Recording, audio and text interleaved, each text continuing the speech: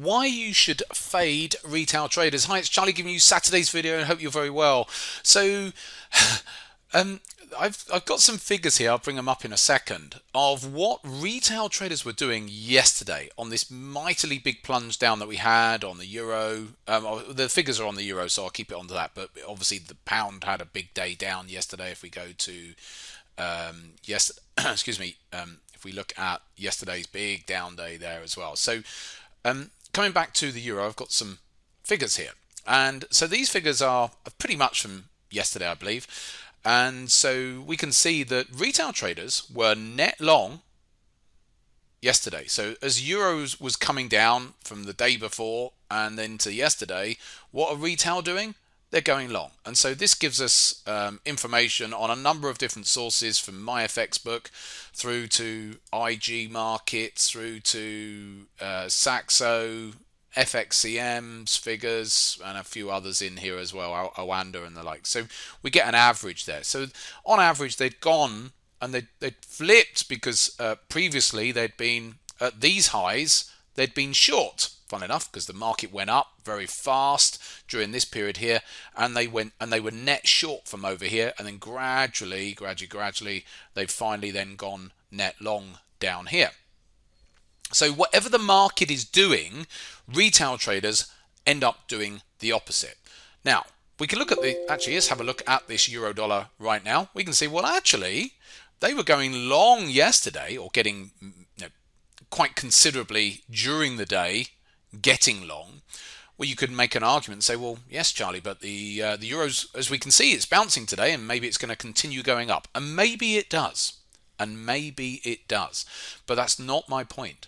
They were getting long through the downside push, and all that will happen is if the euro carries on going up here, they will start getting short. So they'll come out of their longs, and then they will start getting short.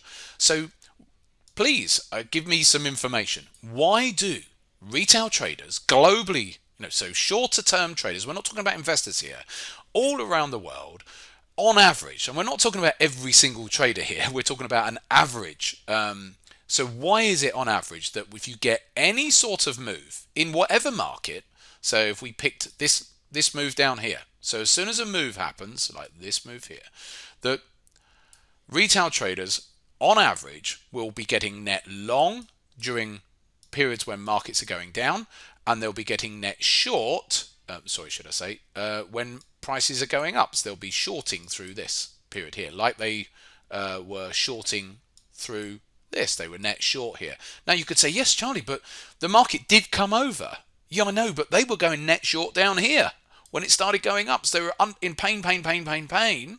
Some of them bailing out along the way, of course, before it eventually then comes over. So it's not the right policy to do, to just as soon as a market starts going up to start shorting it, and as soon as it starts going down to start buying it.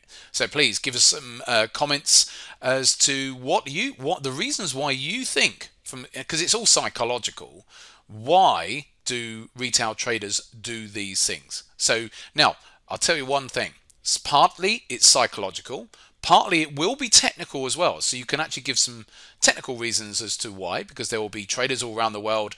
You've got to bear in mind, there are traders all around the world. They're not all using technical analysis, but they are looking at prices. So there will be reasons why people are buying through here. Eventually the market bounces, and again through here. Down, buying. Of course, at some point the market is going to bounce.